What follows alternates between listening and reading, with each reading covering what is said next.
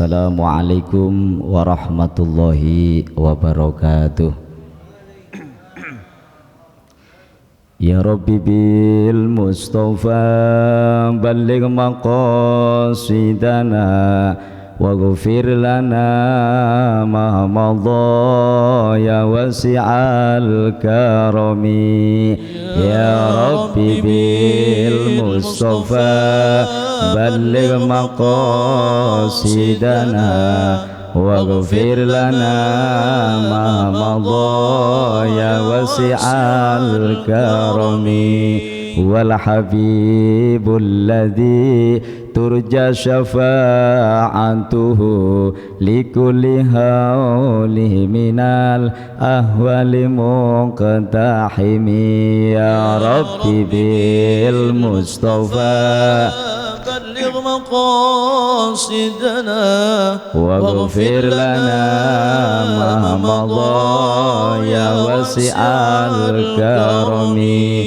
Maulaya sholli wa sallim ta'iman abada alal habibika khairil khalqi kullihim. Ya Rabbi bil Mustafa balligh maqasidana waghfir lana ma madha ya wasi'al karami. Allahumma salli wa sallim wa barik alaihi wa ala alihi. Bismillahirrahmanirrahim. Alhamdulillahilladzi hadana lihada wa ma kunna linahtadiya laula an hadanallah. Asyhadu an la ilaha illallah wahdahu la syarikalah wa asyhadu anna sayyidana wa nabiyyana Muhammadan abduhu wa rasuluh la nabiyya ba'da. Allahumma salli wa sallim wa barik wa karim ala sayyidina Muhammadin sayyidil anbiya'i wal mursalin wa ala alihi wa sahbihi ajma'in. Amma ba'du. Wa qala Allahu ta'ala fi kitabil karim, a'udzu billahi minasyaitonir rajim, yarfa'illahu alladhina amanu minkum walladhina utul ilma darajat. Wa qala aidan syahrul ramadan alladzi unzila fihil qur'an hudal linnasi wa bayyinatin minal huda wal furqan. Shadaqallahul azim.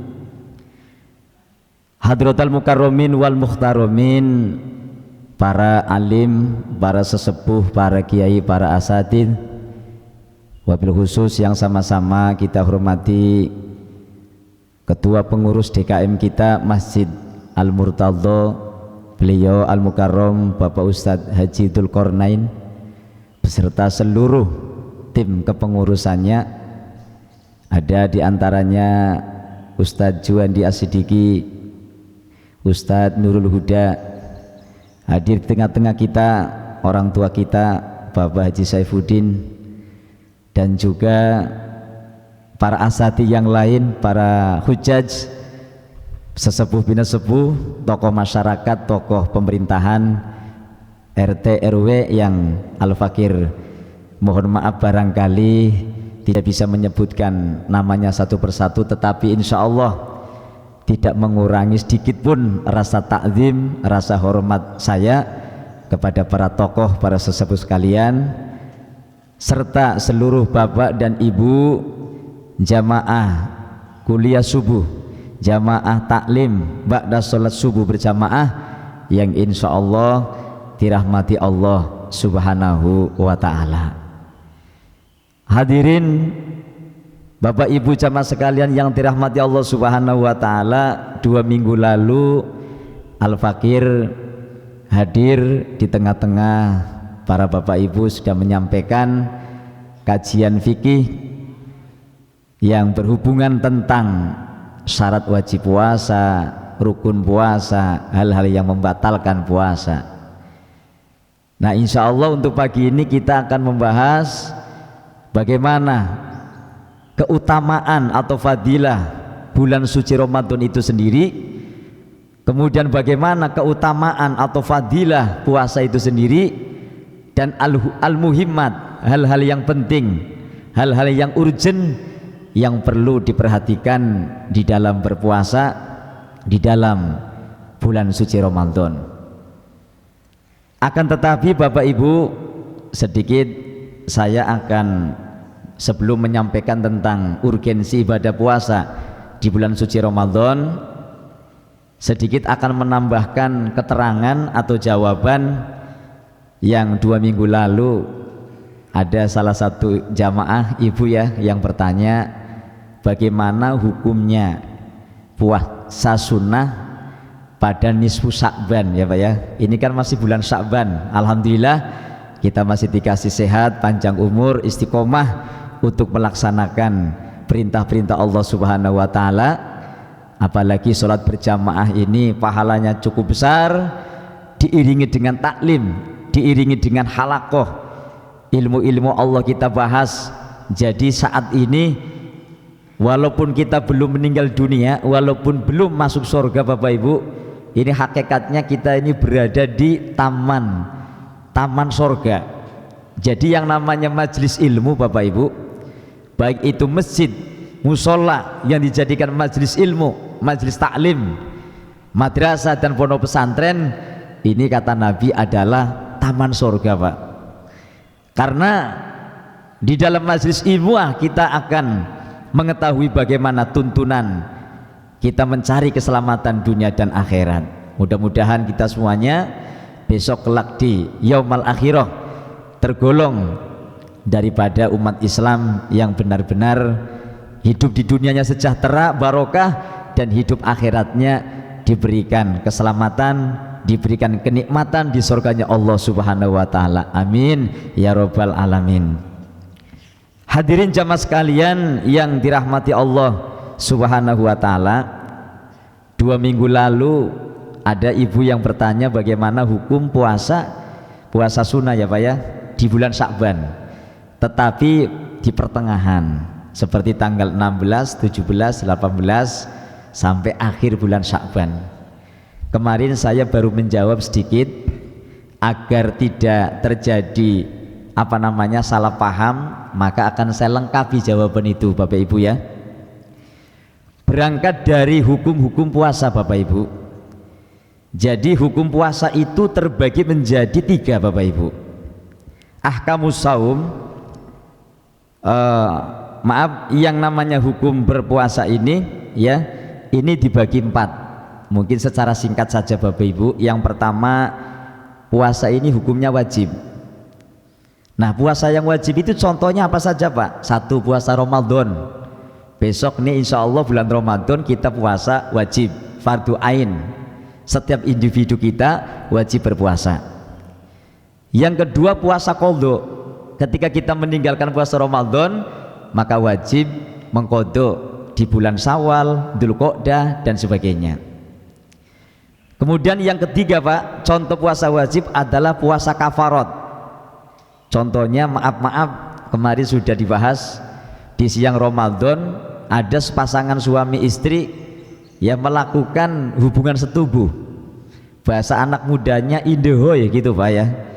Jadi puasa dibatalkan karena indehoy gitu ya. Ini wajib membayar kifarat, puasa kifarat Pak, 2 bulan berturut-turut. Ini kelompok-kelompok puasa yang hukumnya wajib. Kemudian yang keempat adalah puasa ya, dimana ketika seseorang ini melakukan haji dan umroh, sebagai gantinya penyembelihan hewan ketika dia tidak bisa membayar fidyah, itu juga hukumnya wajib, bukan sunnah. Yang kelima adalah puasa ketika kita itu minta hujan. Jadi ada tokoh masyarakat, tokoh agama yang sudah dijadikan panutan, masyarakat kita kompak nih, umpama Tanjung Barat diuji oleh Allah 1 tahun full nggak pernah hujan, maka tokoh masyarakat di situ kemudian menganjurkan ayo kita sholat istiqo bareng-bareng.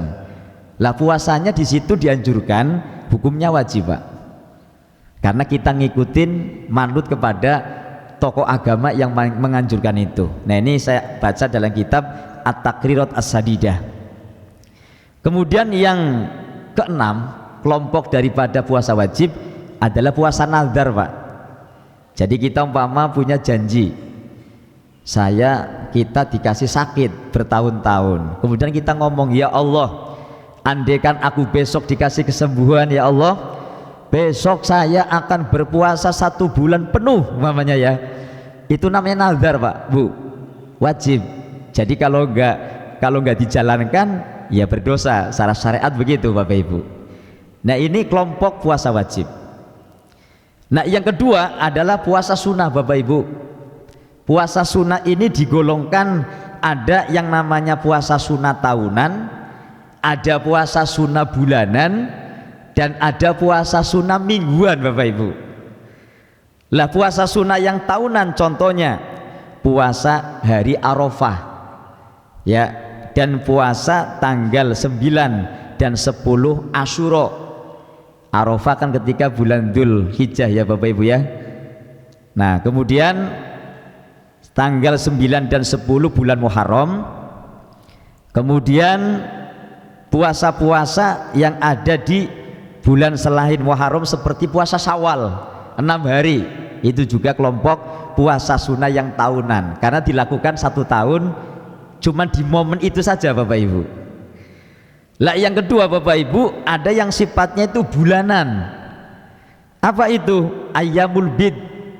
Setiap tanggal 13, 14, 15 pertengahan bulan, tapi hitungannya bukan bulan Masehi, Januari, Februari, Maret, bukan. Tapi Muharram, Safar, Dzulqa'dah, Dzulhijjah. Jadi kita lihat, oh ini tanggal 13 Muharram atau tanggal 13 Safar kita puasa. Nah, itu puasa sunnah yang sifatnya bulanan Bapak Ibu. Dan ada juga yang disebut dengan puasa ayyamus sud. Sud itu kan berangkat dari kata-kata sawad, hitam, jadi penghujung bulan. Itu juga ternyata disunahkan Bapak Ibu. Kapan mulainya? Tanggal 28, 29, 30. Jadi pertengahan bulan juga disunahkan puasa 3 hari, ujung bulan juga sunnah 3 hari. Ini puasa sunnah yang bersifat bulanan.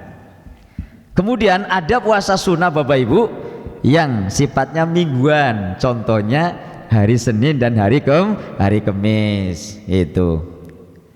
Dan ada ulama yang menyampaikan afdholus siyam min nafli saumi yaumi wa saumi yaumin wa iftar wa huwa saumu sayyidina Daud alaihi salam. Ulama mengatakan puasa sunnah yang paling afdol Bapak Ibu. Puasa sunnah kan banyak, ada Senin Kemis, ada Asyura, ada puasa Syawal. Ternyata yang paling afdol itu puasa sunnah, tapi ya bukan puasa wajib, adalah puasa Nabi Daud Bapak Ibu. Puasanya Nabi Daud itu 1 hari puasa, 1 hari enggak puasa, 1 harinya puasa lagi Bapak Ibu. Itu namanya puasa Daud, Nabi Daud alaihissalam. Itu paling afdol, paling utama dari sekian bentuk-bentuk puasa sunnah. Kemudian Bapak Ibu hadirin yang dirahmati Allah Subhanahu wa taala, yang ketiga adalah puasa hukumnya makruh Bapak Ibu. Ya, ini biar kita sama-sama ngerti, yang sudah tahu mungkin lupa, kita diingatkan kembali, sama-sama belajar ya Bapak Ibu. Nah, yang hukumnya makruh itu apa Bapak Ibu? Ifradu yaumil jum'ah. Orang berpuasa hanya semata-mata hari Jumat, Kemis kagak puasa, Senin kagak puasa, tiba-tiba hari Jumat puasa gitu. Sah sih sah Bapak Ibu, tapi makruh gitu. Awis sabeti, awil ahadi, atau hanya hari Sabtu, Senin nggak puasa, Kemis kagak puasa, tiba-tiba Sabtu puasa begitu. Nah, ini makruh, dimakruhkan oleh agama. Tapi kan makruh nggak dosa, cuman ya makruh, nggak disukai sama syariat. Atau hari Ahad, hari Minggu, Senin nggak puasa, Kemis nggak puasa, Ayyamul bid nggak puasa, hari Minggu puasa gitu ya. Nah, kalau kita orang Islam biasanya ngomongnya hari Ahad ya Bapak Ibu ya, karena Minggu itu kan dari kata-kata minggos. Minggos itu pendeta apa gereja gitu ya. Setiap hari Minggu kan mereka pada ke gereja, namanya minggos, lama-lama jadi minggu gitu. Makanya kalau kita orang Islam harusnya yang Abdul ngomongnya hari Ahad begitu. Kan bahasa Arab itu. Ahad itu hari yang pertama kan begitu. Nah, itu Bapak Ibu, hukum yang ketiga, puasa itu hukumnya makruh. Nah, yang keempat Bapak Ibu, yang terakhir bentuk hukum. Yang keempat ini nanti yang berhubungan dengan pertanyaan Ibu yang kemarin adalah hukumnya haram Bapak Ibu. Cuman haram dibagi dua. Ada haram yang sah, ada haram yang tidak sah. Mohon maaf saya ngambil minuman Bapak Ibu ya. Tadi apa namanya nggak minum jadi agak apa namanya haus. Mohon maaf Bapak Ibu ya. Nah, haram Bapak Ibu itu terbagi menjadi dua. Ada haram tapi sah, ada haram tidak sah. Makasih Pak Haji, mohon maaf Al-Mukarram. Nah, contoh daripada hukum puasa yang haram tetapi sah Bapak Ibu, yang pertama nih ada dua bentuk. Saumu zaujati biduni idni zaujiha, puasanya seorang istri tanpa izin suami, walaupun dari Senin, hari Kamis, ya pokoknya puasa-puasa sunnah lah yang bukan wajib. Kalau wajib suami nggak boleh melarang gitu. Lah kalau puasa Senin atau Kamis kan sunnah Bapak Ibu. Ini Bapak Ibu harus dapat izin. Jadi istrinya Pak Haji Saifuddin umpamanya puasa, Pak Haji Saifuddin bilang, "Yang jangan puasa kan hari ini ya kita belum apa namanya, saya belum ada jatah begitu ya. Siapa tahu siang-siang dipakai kan begitu." Ya Bapak Ibu. Makanya istri kalau mau puasa sudah Bu harus izin suami. Abah, Bapak, Abi, besok saya puasa. Oh ya silakan gitu. Kalau besok oh jangan puasa. Saya baru pulang kok puasa gitu ya. Nah ini jangan Bapak Ibu. Ikuti perintah suami kalau itu tidak melanggar syariat. Jadi ini dalam tanda kutip puasa sunnah lo ya, bukan puasa wajib. Kalau wajib mah tidak boleh. Baik suami, istri semuanya wajib, fardu ain. Jadi contoh puasa yang hukumnya haram tetapi sah begitu, sah tapi haram. Ini puasanya seorang istri tanpa izin suami. Saumu zaujati laisa biidni zauj. Nah contoh yang kedua Bapak Ibu adalah saumul abdi biduni idni sayyidihi, puasanya seorang hamba, seorang budak zaman dulu di Arab. Sekarang sudah nggak ada karena dunia perbudakan sudah dihapus dengan apa namanya hukum demokrasi dunia gitu ya. Nah jadi ketika ada seorang budak, biasanya budak kebanyakan ya ada yang laki ada yang perempuan. Tapi maaf, budak itu bukan pembantu ya Bu, TKI, TKW bukan budak. Kalau budak itu kan dulu di Arab ini seperti istri, siang dipekerjakan, malam pun ditiduri gitu. Itu halal bagi sayyidnya. Tapi kalau pembantu, TKI, TKW, karyawan itu bukan budak ya. Kan maaf kadang ada katanya di Arab orang padahal menjadi TKI, TKW tapi masih dianggap seperti budak gitu. Jadi pulang dari Arab balik ke Indonesia bawa bayinya bewokan lagi gitu ya. Nah gitu. Nah ini mungkin ada budaya yang masih terbiasa seperti itu. Baik, jadi puasanya seorang budak ketika nggak ada izin dari sayyid ini apa namanya hukumnya haram walaupun sah. Nah yang kedua Bapak Ibu, haram dan tidak sah. Ini jawaban yang Ibu yang kemarin yang bertanya bagaimana hukum puasa-puasa di pertengahan bulan Sya'ban dan puasa Yaumis Syak. Nah ini contoh daripada puasa yang hukumnya apa namanya haram tetapi tidak sah ya Bu, saya bacakan semua. Yang pertama Bu, saumu yaumu idul fitri ya, puasa hari Idul Fitri.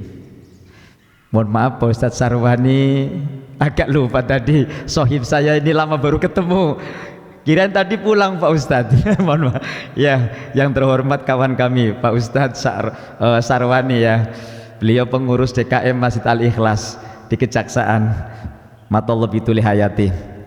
Yang pertama adalah puasa hari Idul Fitri ya Bu. Jadi jangan mentang-mentang kita sehat ya lebaran-lebaran puasa, ini haram dan tidak sah. Yang kedua, saumu yaumi idul adha, lebaran idul adha, idul kurban, nggak boleh puasa, ya haram ya tidak sah. Yang ketiga adalah saumu ayami tasyrek, tanggal 11, 12, 13 setelah idul adha. Kemudian yang keempat adalah saumun nisfil akhir min Sya'ban. Bapak Ibu, memang kemarin betul Bu, tanggal 16, 17 sampai akhir bulan Sya'ban. Berarti sekarang ini Bu, sekarang kan Sya'ban tanggal berapa ya? 28 apa 27? Ini yang sekarang sedang kita jalanin. Itu memang hukumnya haram dan tidak sah Bapak Ibu. Termasuk hari Syak tanggal 30 Sya'ban, ya tidak haram ya tidak sah. Namun mata ya juzu yaumi syaki aw nisfil akhir min Sya'ban, walaupun itu hukumnya haram dan tidak sah, apakah bisa dijalankan dengan alasan lain? Ternyata bisa, seperti yang kemarin saya jelaskan dan sekarang saya tambahkan Bapak Ibu. Di tanggal-tanggal pertengahan bulan Sya'ban, tanggal 16 sampai akhir bulan Sya'ban Bapak Ibu, memang haram berpuasa sunnah di situ. Tetapi kalau memang puasa yang dijalankan itu bersifat qadha, bersifat wajib, maka nggak apa-apa.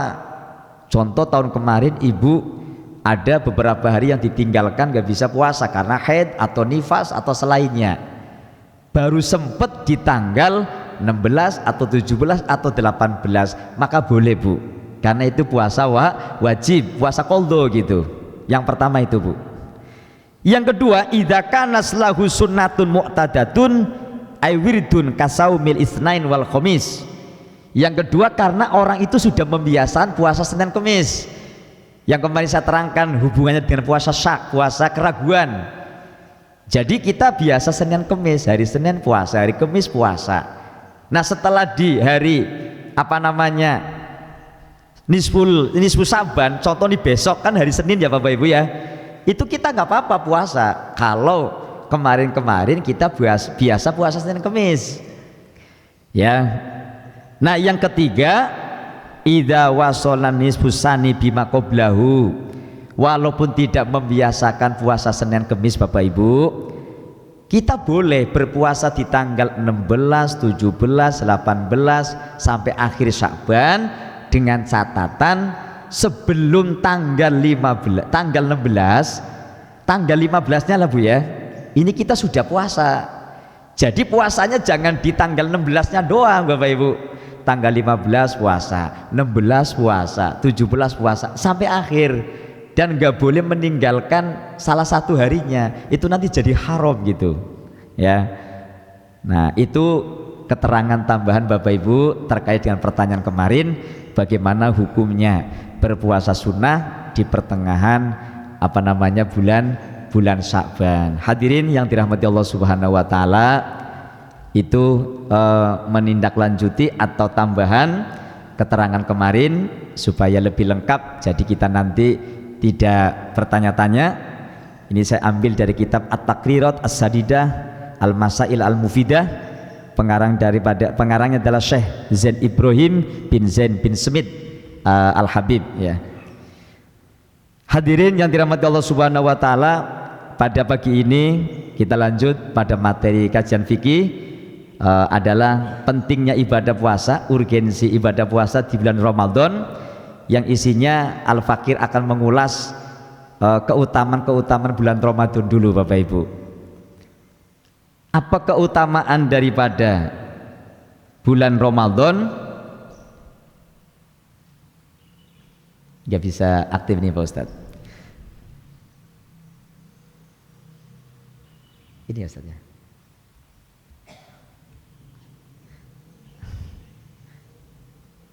Atau pakai ini ya,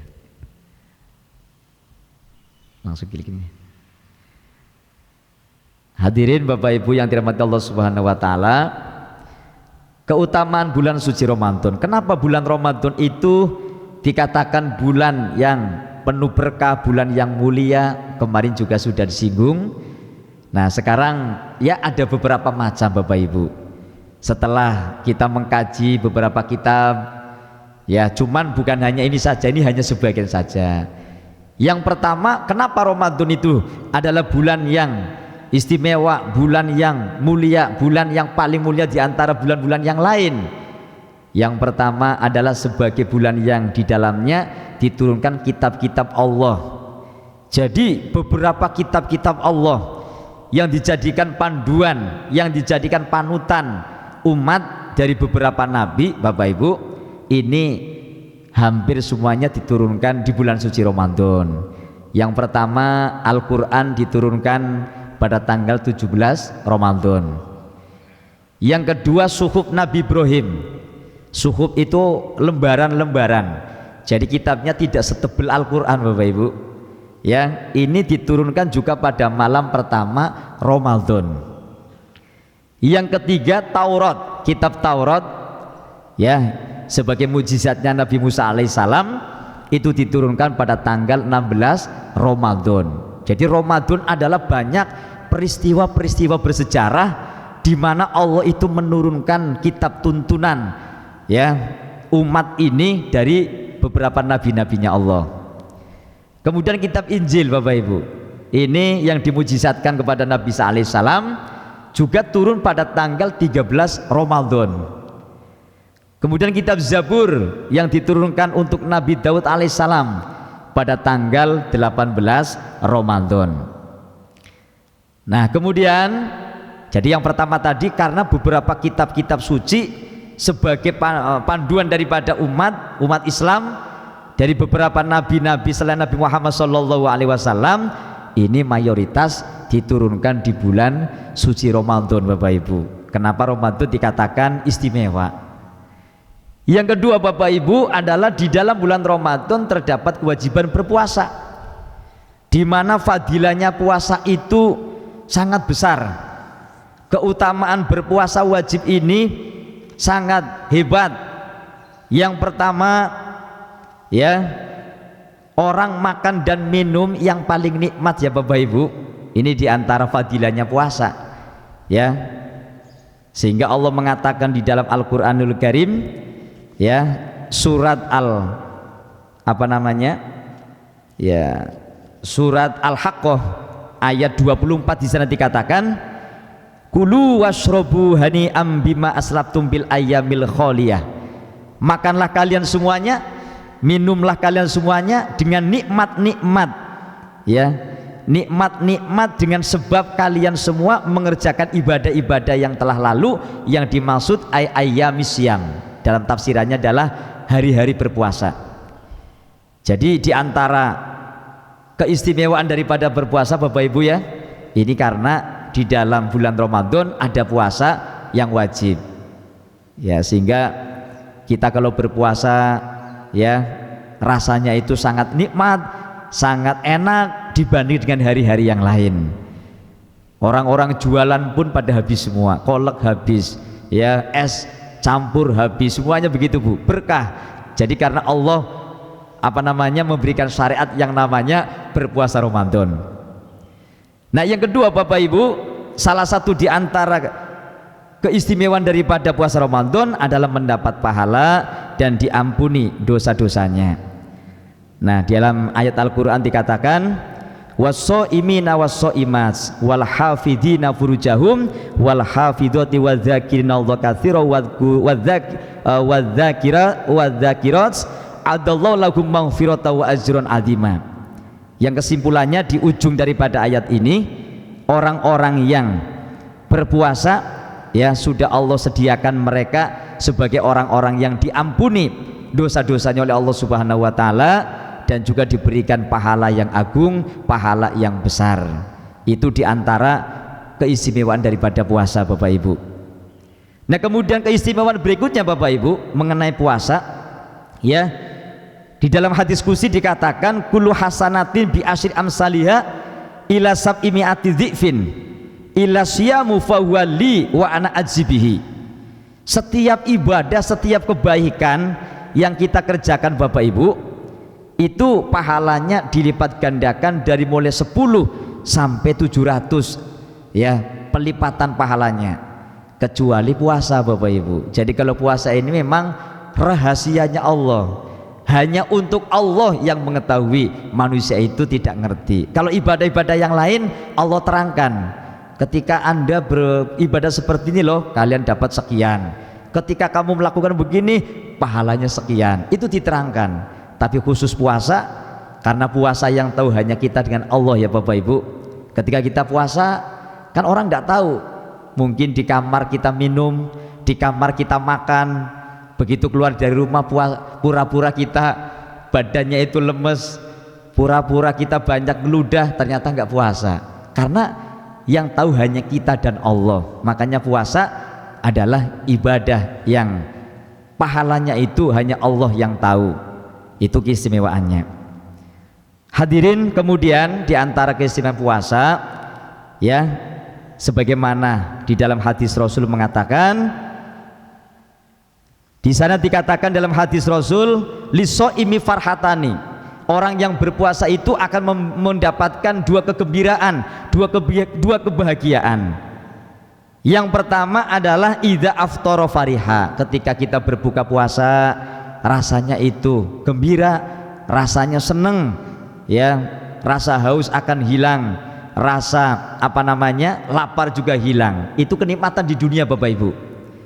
Lah kenikmatan besok di akhirat Bapak Ibu adalah wa idza laqiyallaha fariha bisaumihi, ketika kita besok di alam akhirat akan berjumpa dengan Tuhan kita yaitu Allah Subhanahu wa taala. Itu adalah nikmat yang paling agung dibanding dengan nikmat-nikmat yang lain. Kita tahu Bapak Ibu di surga itu fasilitasnya serba enak, serba istimewa, pengen apapun Allah akan memberikan, Allah akan mencukupi. Kemudian bidadari yang indah, yang cantik, yang akan melayani orang-orang soleh ya, ini juga sebuah kenikmatan. Lah ibu-ibu nanya, Pak Ustadz, kalau yang laki dapat bidadari, kita jadi bidadara dong, begitu ya. Nah ibu-ibu nggak usah khawatir, ibu-ibu yang solihah, yang rajin ibadah nanti akan menjadi pendamping suami ya. Wakilah mengatakan sebagai pimpinan para bidadari ya, sangat mulia. Dan ada satu ungkapan ulama mengatakan, bagaimana kalau suaminya ini bukan termasuk orang yang ahli ibadah, dia adalah ahli maksiat, terpisah dengan istrinya. Satu keterangan mengatakan, seorang ibu, seorang wanita yang solihah yang tidak berjumpa dengan suaminya di akhirat itu akan ditemukan dengan nabi-nabi Allah yang soleh. Allahumma amin. Tapi insya Allah kita berdoa mudah-mudahan di dunia ya, bapak dan ibu pasangan suami istri di samping bahagia di dunia bertemu hidup bersama, mudah-mudahan di akhirat juga bisa ketemu bersama. Allahumma amin ya rabbal alamin. Nah Bapak Ibu, itulah kenikmatan orang yang berpuasa. Jadi di dunia rasanya bahagia ketika kita berbuka puasa, di akhirat pun kita dari sekian nikmat yang paling Allah kasih nikmat adalah nikmat ketika kita berjumpa dengan Allah, Zat Maha Kuasa yang menciptakan kita Bapak Ibu.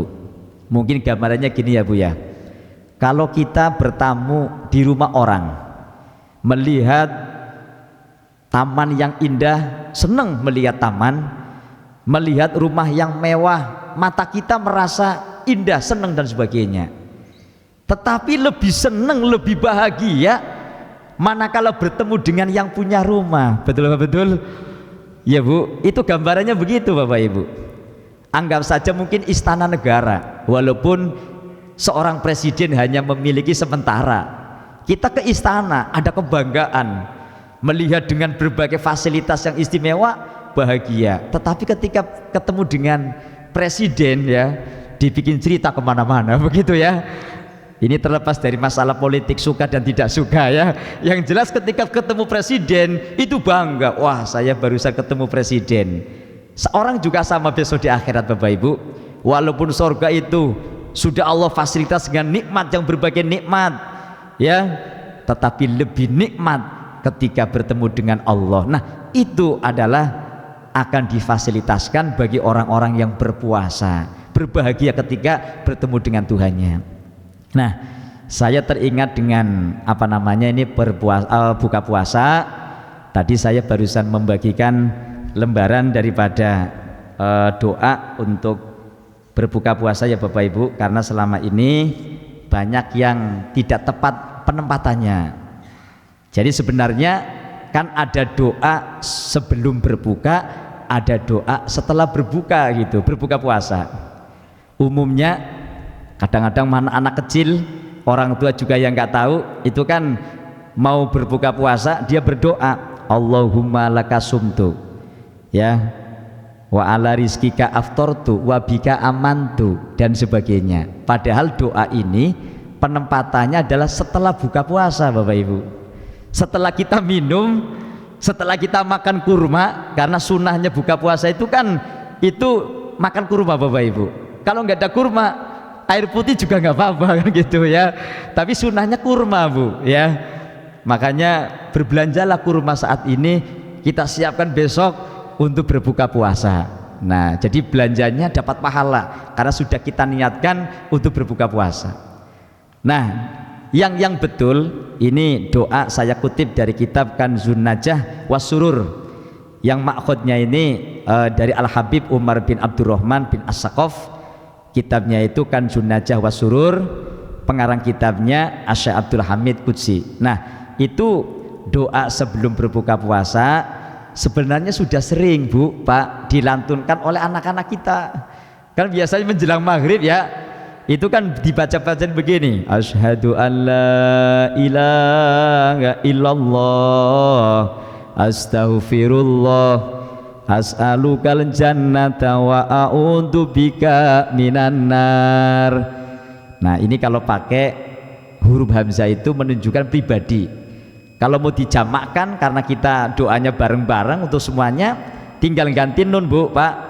Asyhadu an la ilaha illallah nastaghfirullah nas'alukal jannata wa na'udzubika minan nar. Dibaca 3 kali.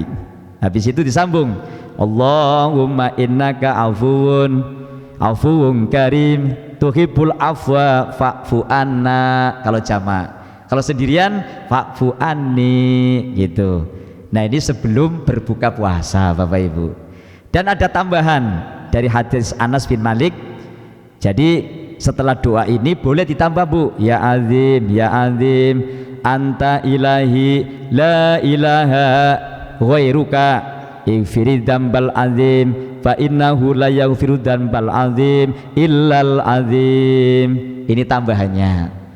Nah doa-doa ini dibaca sebelum kita berbuka puasa. Nah kemudian setelah kita masuk pada masa berbuka puasa, sudah minum, sudah makan kurma umpamanya, baru doa Allahumma lakasumtu wa ala rizkika aftortu wa bika amantu wa laka aslamtu wa alaika tawakaltu. Umumnya kan bisanya pendek-pendek ya Bapak Ibu ya. Ya bisanya pendek ya nggak apa-apa. Kalau pengen yang lebih panjang ini ya, jadi bisa dibaca lah, nggak apa-apa. Doa itu tidak harus langsung hafal, lebih-lebih syukur-syukur hafal gitu. Wa alaika tawakkaltu dzahabal doma'u wabtallatil uruku wasabatal ajru insyaallah ya wasi'al fadli ighfirli alhamdulillahilladzi a'anani fasumtu warzaqani faftartu Allahumma wafiqna lisyam wa balighna fihil qiyam wa inna alaihi wan nasu niyam wadkhilnal jannata bisalam. Jadi itu lengkapnya seperti itu. Jadi doa ini Allahumma lakasumtu itu penempatannya bukan sebelum berbuka puasa, tapi setelah berbuka puasa. Mana dasar hadisnya? Qala Rasulullah sallallahu alaihi wasallam, itu diketikan saya di bawah di situ hanya saya sebutkan rawinya. Nah kalau yang sumber aslinya ini saya baca bahwa Rasul pernah berkata alimu akibakum, ajarkanlah doa-doa itu setelah kalian semua. Fa innaha kalimatun yuhibbuha Allahu wa rasuluh, sesungguhnya doa-doa itu adalah kalimat yang dicintai Allah dan Rasulnya.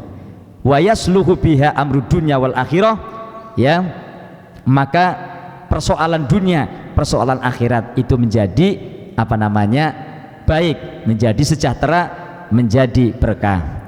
Wa may yaquluhu shaim idza aftara wa huwa Allahumma lakasumtu wa ala rizqika aftartu ila akhirih.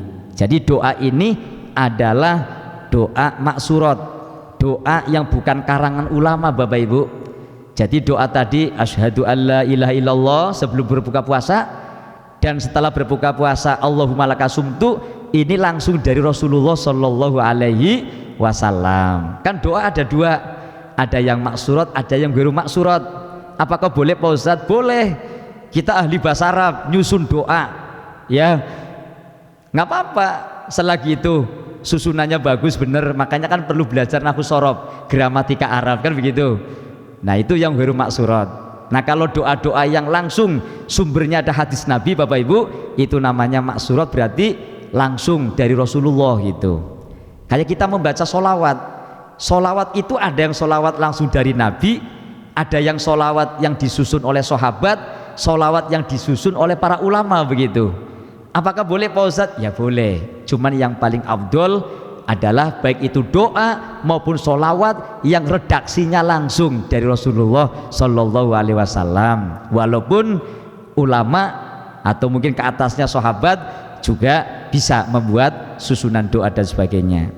Hadirin yang dirahmati Allah Subhanahu Wa Taala, nah itu tentang sebagian keutamaan-keutamaan di dalam berpuasa ya Bapak Ibu.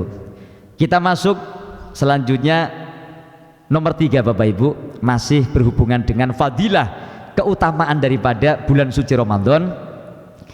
Nomor 3, kenapa Ramadan dikatakan bulan yang penuh berkah, bulan yang agung, bulan yang mulia dibanding dengan bulan-bulan yang lain? Ternyata di dalam bulan Ramadan ini ada momen penting, suatu waktu yang sangat dimuliakan untuk kita semuanya, yaitu di dalam bulan Ramadan terdapat Lailatul Qadar Bapak Ibu.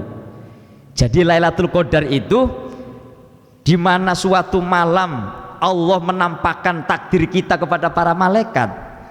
Ya, ketika kita berdoa kemudian kita doanya diijabah oleh Allah Subhanahu wa taala.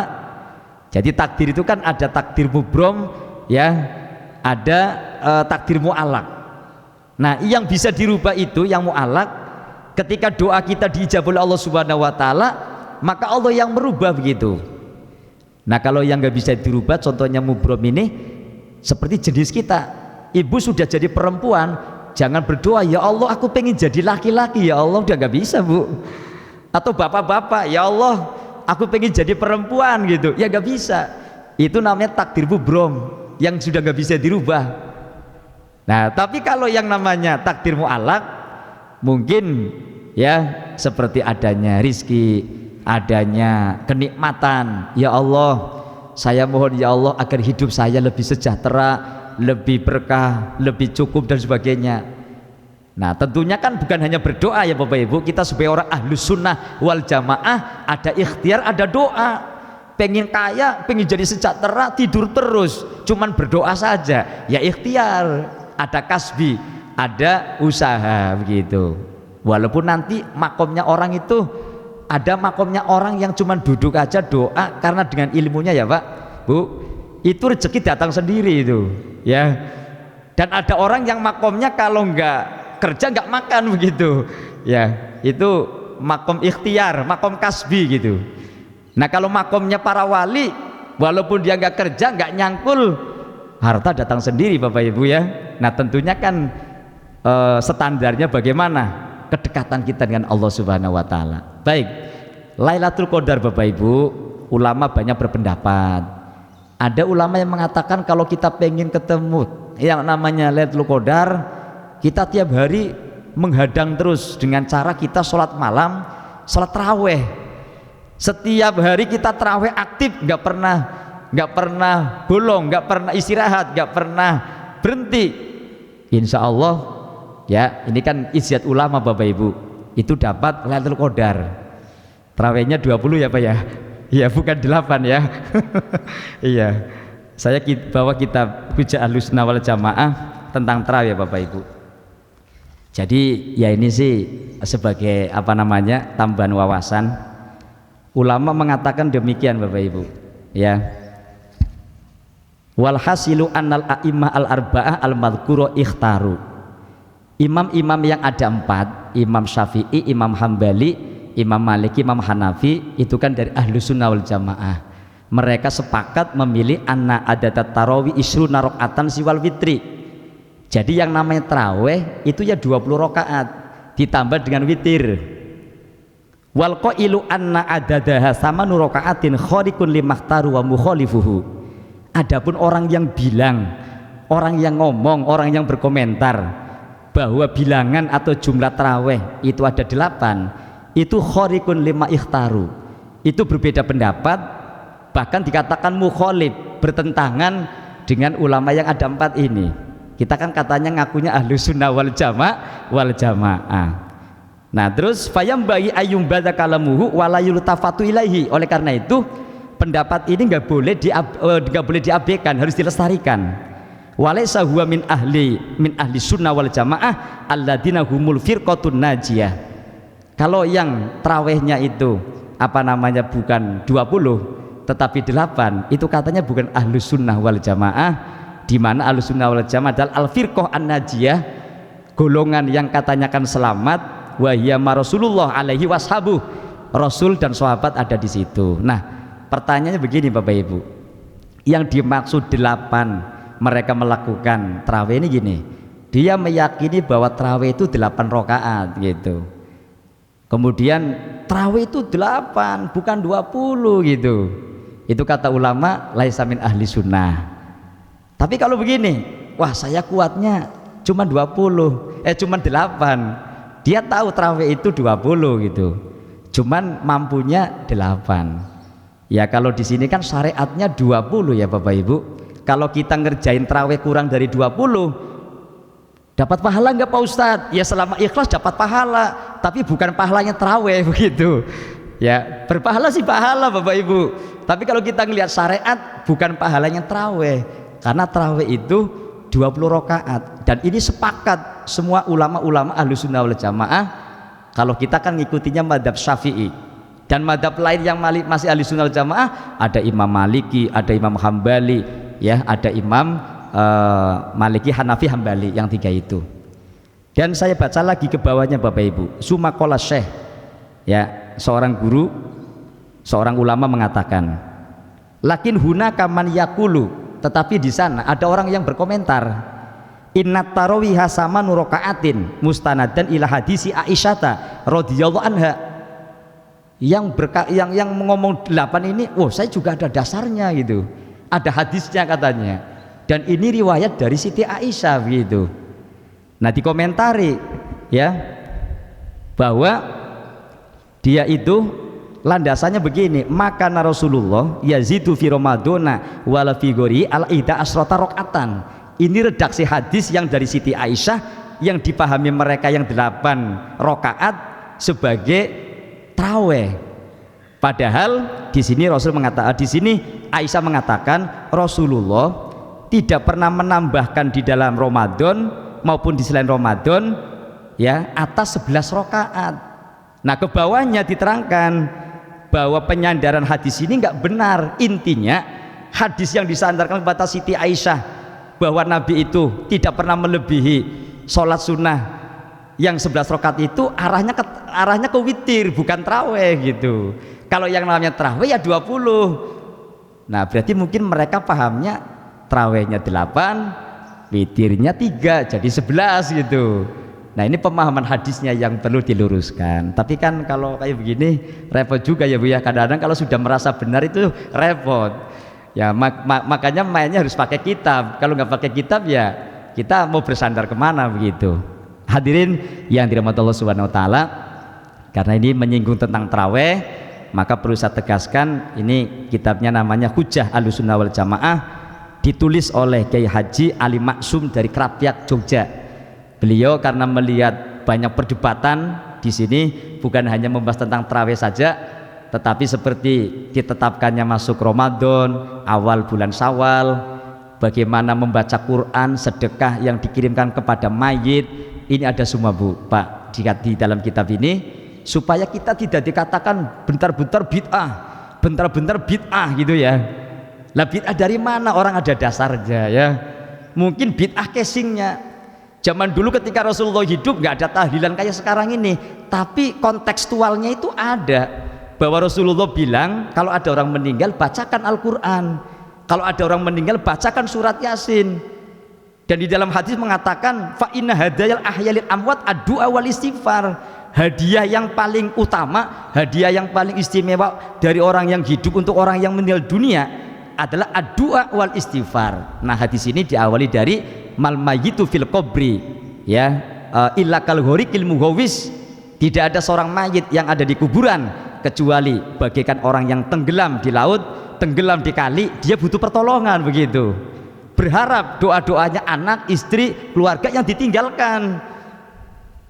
Mereka-mereka yang sudah meninggal setiap hari khususnya malam Jumat datang. Kalau kita keluarganya nggak ada yang doain, nangis Bapak Ibu, sedih pulang ke makam. Maka insya Allah kalau orang tua kita, apalagi kita di dunia ini banyak amal, entah itu sedekah, entah itu baca Quran dan sebagainya, amal-amal kebaikan yang dihadiahkan pada orang yang meninggal, itu mereka pulangnya senang begitu. Nah itu hadis ya, fa innal hadayal ahyal lil amwat ad-du'a sifar. Ini dasar, salah satunya dasar bahwa doa itu sampai kepada mayit. Jadi Nabi sudah nyuruh, kontekstualnya sudah ada, hanya mungkin casingnya yang berbeda. Urutan-urutan tahlil kan disusun oleh para ulama biar mudah dipelajari, biar mudah untuk diamalkan begitu. Hadirin yang dirahmati Allah Subhanahu wa taala. Nah, mungkin nanti kita sampai jam 6.15 menit, habis itu tanya jawab Bapak Ibu ya. Ya, insya Allah berarti sekitar 5-10 menit lagi saya tuntaskan keterangannya. Kalau nggak tuntas ya nanti kita sambung pada waktu yang akan datang. Hadirin Bapak Ibu jamaah sekalian yang dirahmati Allah Subhanahu wa taala, tentang Lailatul Qadar. Jadi Lailatul Qadar itu ada ulama yang berpendapat kalau kita pengen dapat Lailatul Qadar ya tanggal 1 sampai tanggal 30 jangan berhenti taraweh gitu. Khususnya bapak-bapak, kalau ibu-ibu kalau haid ya jangan taraweh, kan nggak boleh.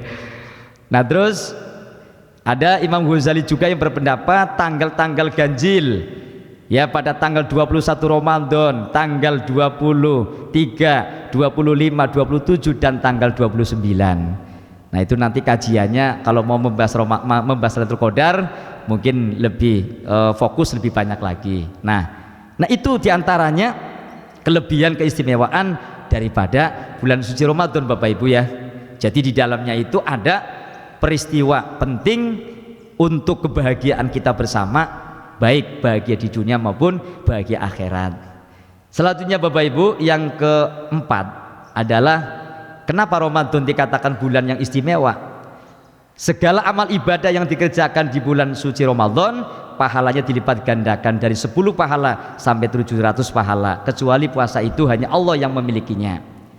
Nah banyak hadis-hadis yang menjelaskan seperti itu, amal-amal kita itu akan dilipat gandakan. Nah ini hadisnya tadi sudah dibaca, kullu hasanatin bi asri amsalihha ila sab'i mi'ati dhifin ila siyama fawali ila siyamu fawali wan adzibihi.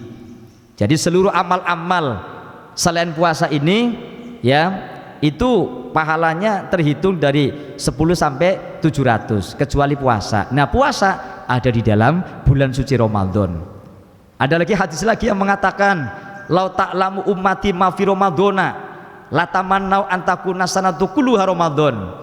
Andaikan umatku tahu, kata Nabi, bahwa di dalam Ramadan itu ada keistimewaan, ada nilai-nilai yang istimewa, maka umatku semuanya pengen setiap bulan, setiap tahun dijadikan Ramadan. Cuman kan mata kita ditutup Bu Pak ya. Jadi ukurannya ya iman kita.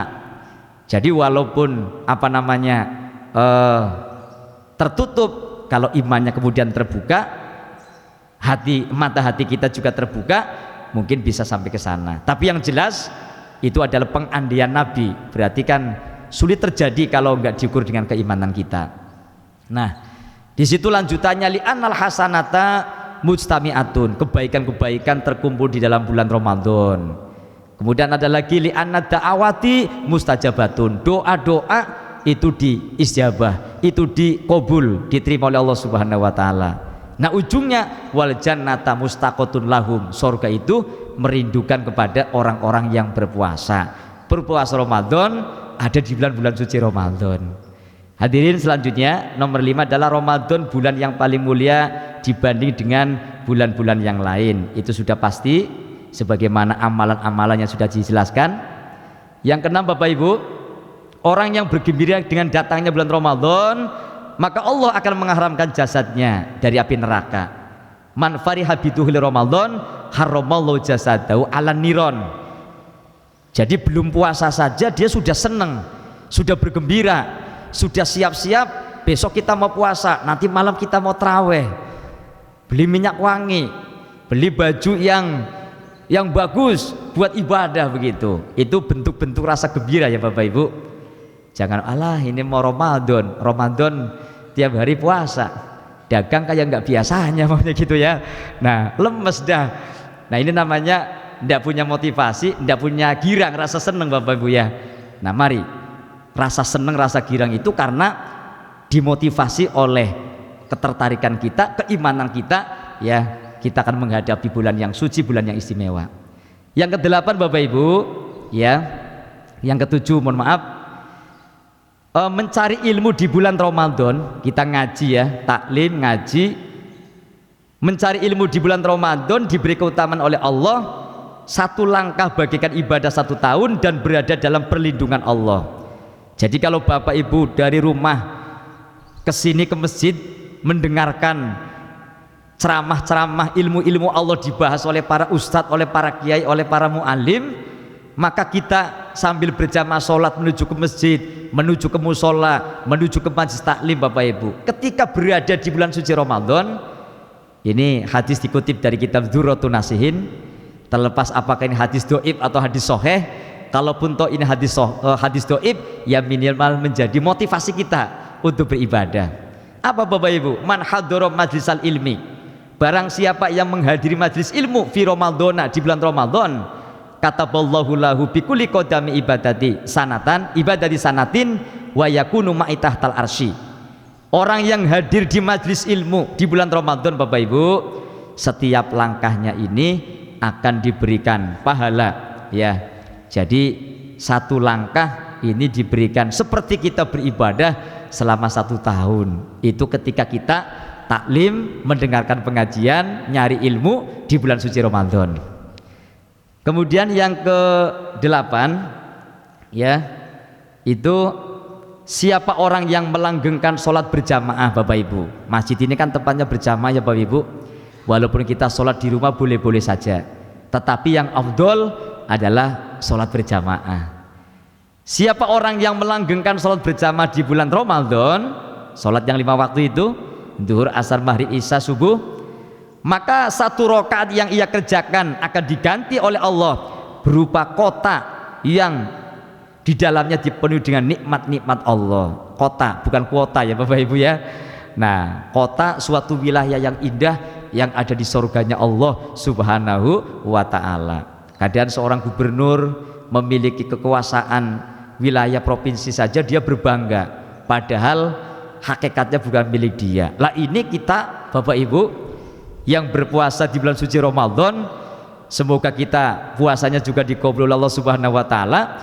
Ini besok ya Pak Bu, ini akan dikasih kenikmatan Allah berupa kota yang di dalamnya itu nikmat-nikmat Allah yang sangat-sangat istimewa, yang penuh dan sebagainya. Nah, oleh karena itu kalau kita orang yang beriman, orang yang ikhlas, insya Allah menjalankan seperti ini rasanya enteng. Orang kalau ikhlas itu kan enteng ya Bapak Ibu. Tapi kalau nggak ikhlas, walaupun masjid itu dekat, kaki ini rasanya berat untuk melangkahkan ke masjid. Baik, selanjutnya Bapak Ibu ada beberapa hal-hal yang penting nih, muhimat dalam kita puasa dan iktikaf. Utamanya mungkin tentang puasa dulu ya Bapak Ibu. 1, anjuran niat 1 bulan penuh. Kemarin sudah saya terangkan, memang mazhab Syafi'i mewajibkan kalau kita puasa Ramadan itu setiap malam, dan niatnya itu diinapkan dari mulai waktu maghrib sampai terbitnya fajar sodik. Jadi kalau besok mudah-mudahan hari Selasa yang dikalenderkan hari Selasa ya Bapak Ibu ya. Malam Selasa kita niat untuk besoknya kita niat puasa Ramadan. Nawaitu somahudin an adai fardhi syahri Ramadana hadisanati fardhu ta'ala. Ya Allah, aku niat besok akan berpuasa Ramadan. Lah kalau madzhab Syafi'i Bapak Ibu, itu wajibnya tiap hari tiap malam. Harus nginep. Ketika malamnya lupa, subuh baru niat, puasanya wajib dijalankan, tapi besok harus qadha karena meninggalkan rukun. Karena niat adalah rukun. Niat adalah rukun puasa. Kalau dikerjakannya tidak pada tempatnya, berarti kenapa sih Ramadannya tetap dipuasai? Iya, karena bulan Ramadan adalah bulan yang bagi umat Islam wajib dipuasai. Berbeda dengan bulan-bulan yang lain gitu Bapak Ibu. Sampai-sampai wanita, ibu yang sedang haid, yang sedang nifas, itu kemarin saya baca dalam kitab Asadidah ini juga kalau nggak salah, itu walaupun orang wanita sedang haid maka dia tidak wajib berpuasa, tapi sunnah untuk menjaganya. Menjaga itu berarti kalau makan ya jangan di sembarang tempat, kalau makan ngumpet, menghargai kepada yang sedang berpuasa. Jadi nggak sembrono di setiap tempat Bapak Ibu ya. Nah kemudian sebagai tambahan, kemarin saya sudah menyampaikan, ini mengingatkan saja, mari bersama-sama. Kata Imam Ibnu Hajar, Imam Ibnu Hajar ini ulama pengikut madhab Syafi'i, berarti Syafi'iyah. Beliau mengatakan demikian, ini andaikan seorang berniat puasa pada malam pertama Ramadan dengan niat puasa 1 bulan penuh, maka niatnya dianggap belum bisa mencukupi untuk selainnya dari hari yang pertama. Memang kalau madhab Syafi'i Bapak Ibu, kalau niatnya dijamak itu nggak sah. Saya niat berpuasa 1 bulan penuh, cuman malam itu saja, malam pertama. Kalau malam kedua nggak niat, maka nggak sah. Ini madhab Syafi'i. Oleh karena itu beliau mengatakan demikian. Yang bahidalika liyahsulalahu shaumul yaumil ladzi nasiyan niyata fi inda malikin. Ya, itu dalam tulisannya. Tapi hal itu sebaiknya ya, bukan sebaliknya, sebaiknya dilakukan agar puasa pada hari yang lupa diniati bisa sah menurut madhab Malik. Dalam rangka mengantisipasi kelupaan niat pada setiap malam Bapak Ibu, agar besoknya kita tidak dianggap sebagai puasa yang sekedar menghormati puasa, tetapi sudah memenuhi kewajiban, maka kita jamak niat. Ya Allah, saya akan niat berpuasa 1 bulan penuh. Tapi kita sudah tahu bahwa kalau setiap malam kan niatnya menurut Imam Syafi'i, besok tetap niat lagi Bapak Ibu. Tiap hari, tiap malam kita tetap niat. Tapi manakala di malam pertama kita sudah menjamak, kita tahu bahwa itu adalah anjuran hukum yang dibolehkan oleh Imam Malik, maka ketika suatu saat malam Ramadan kita lupa niat, maka besoknya kita puasa itu nanti nggak wajib qadha. Artinya tetap terhitung sebagai orang yang melakukan kewajiban, begitu Bapak Ibu. Tapi kalau tidak menjamak, maka wajibnya tetap berpuasa, atau siang wajib berpuasa, nanti bulan Syawal atau bulan berikutnya wajib qadha, begitu. Karena kan rukun ditinggalkan. Nah ini menurut Imam Ibnu Hajar demikian Bapak Ibu. Nah kemarin sudah saya terangkan ya. Nah yang kedua, rokok membatalkan puasa Bapak Ibu ya. Nah itu keterangannya ada di dalam kitab Buhyatul Mustarsyidin. Wa kharaja bihi ma fihi an karahatun natsni, yakni as-sanbaka la'anallahu man ahdatsahu li annahu minal bidai al-qabihah fayafturu bihi. Jadi kenapa merokok itu membatalkan puasa? Ada sebuah pengecualian. Sesuatu yang ada airnya, air itu zat, rokok kan ada zatnya ya, adalah rokok. Karena rokok termasuk bid'ah yang qabihah. Bid'ah qabihah itu ya, bid'ah itu sesuatu yang tidak dilakukan oleh Rasul dan itu sifatnya qabihah. Qabihah itu jelek, nggak baik. Maka puasa akan batal dengan menghisap rokok. Nah itu sudah ada penjelasannya. Kemudian muhimat lagi, hal-hal penting yang saya kutip di sini adalah sopir tidak boleh membatalkan puasa. Sopir angkot, sopir bis-bis yang tiap hari itu rutinitasnya jalan ya Bapak Ibu. Beda dengan musafir. Kalau musafir kan ada rukhsah, ada keringanan Bapak Ibu. Tapi perlu kita teliti lagi, musafirnya yang seperti apa Bapak Ibu ya. Musafir yang mendapat rukhsah, yang mendapat keringanan boleh berbuka puasa dalam perjalanan ketika dia jalannya itu sebelum terbit fajar Bapak Ibu. Jam setengah 4, jam 4 kita sudah jalan dari Jakarta menuju Surabaya, kan sudah boleh jamak qashar Bapak Ibu ya. Maka di pertengahan jalan andekan kita, ya terlepas apakah dia kuat atau tidak kuat puasa, kalau jalannya itu sebelum fajar sodik berarti kan masih di waktu malam Bapak Ibu, boleh berbuka. Tapi kalau kita jalannya itu habis subuh, berarti kalau kita masih kuat kita nggak boleh berbuka puasa, kecuali kita jalan yang memang sudah membolehkan rukhsah sholat jamak dan qashar ya Bapak Ibu. Kita bener-bener nggak kuat, kalau kita puasa ngelanjut puasa, wah bakalan penyakit tambah parah, bisa mati di perjalanan gitu. Berarti beda lagi kalau begitu, itu namanya darurat, bukan rukhsahnya orang safar begitu. Orang safar, orang berjalan yang mendapat dispensasi untuk walaupun kita istilah kata masih kuat puasa tapi boleh berbuka puasa dengan syarat satu, jalannya itu masih terhitung malam. Ya kan fajar sodik keluar kan belum subuh Bapak Ibu, berarti masih malam. Tapi kalau ba'da subuh, sudah subuh, berarti nggak boleh gitu. Yang kedua, perjalanannya memang jauh. Nah kalau dari Tanjung Barat menuju ke Bogor ya belum lah Bapak Ibu ya, karena kan belum boleh qashar dan jamak dan qashar sholat gitu. Selanjutnya, nah maaf tadi sopir kenapa nggak boleh berbuka Bapak Ibu? Sopir kan kerjaannya tiap hari jalan, dia sopir angkot, sopir bis, sopir travel dan sebagainya, tidak ada dispensasi, jadi tetap puasa gitu. Nah ini yang dimaksud ada rukhsah kan, orang yang musafir, orang yang jalan yang tadi sudah memenuhi syarat itu kan hanya sifatnya insidental, sewaktu-waktu gitu, bukan kerjaan bepergian jauh bagi dia yang musafir. Terus yang keempat ada kebiasaan mandi masukin air. Coba kita baca bareng-bareng ya Bapak Ibu. Apabila air mandi sampai pada lubang kedua telinga dengan sebab menyelam, maka apabila hal itu telah menjadi kebiasaan sampainya air pada anggota bagian dalam telinga, maka hukumnya batal. Jika tidak maka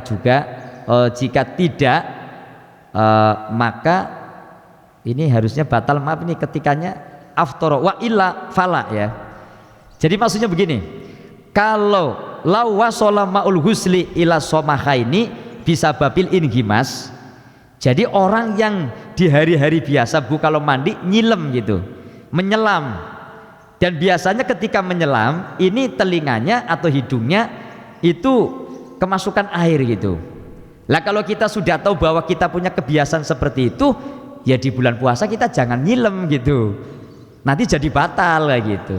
Kecuali dia nggak biasa-biasa, tiba-tiba di bulan Ramadan kita mandi nyelam gitu masuk, berarti kan nggak ada sengaja, itu fala. Wa illa fala, kalau tidak ada kebiasaan itu maka tidak batal. Kemudian yang kelima, obat sakit telinga. Kemarin sih saya singgung begini Bapak Ibu, yang intinya kalau lubang telinga kita sakit, hidung kita sakit, mulut kita sakit, ya kalau memang tidak dikasih obat, kemudian maaf jangan mulut contohnya ya, kalau mulut kan nanti takutnya masuk ke tenggorokan. Telinga kita sakit, yang ada di sini contohnya bener-bener sakit, kalau tidak dikasih obat ya itu sakitnya tambah parah, tambah doror dan sebagainya, maka ngasih obat hukumnya itu boleh. Tapi kalau sakitnya itu tidak sampai parah, ya sakit-sakit biasalah, masih bisa ditahan, itu yang nggak boleh Bapak Ibu, karena kan itu lubang-lubang yang bisa membatalkan puasa. Nah kemudian mungkin ini yang terkait dengan suntik Bapak Ibu nih, suntik pada saat berpuasa. Zaman sekarang lagi rame vaksin Bapak Ibu ya. Nah vaksin nih kita lihat, lawa sholat dawa ila dakhili lahmis saki au ghurzafihi sikinan au geroha fawa sholat mahhuhu lam yaftur bila khilafil annahu la yu'addu udwan mujawafan. Artinya jika obat yang dengan cara suntik masuk ke dalam daging betis atau ditusuk dengan pisau atau lainnya, kemudian sari obat tersebut masuk ke dalam, maka tidak membatalkan puasa tanpa ada perbedaan pendapat ulama, karena daging betis dan sesamanya itu tidak termasuk anggota jauf atau anggota yang tembus ke dalam perut. Nah itu suntik Bu, vaksin sama dengan suntik ya Pak Ustadz ya. Iya, memasukkan obat ya Pak Bu ya, jadi nggak batal. Ini dalilnya ada di dalam Fathul Qorib juga ada.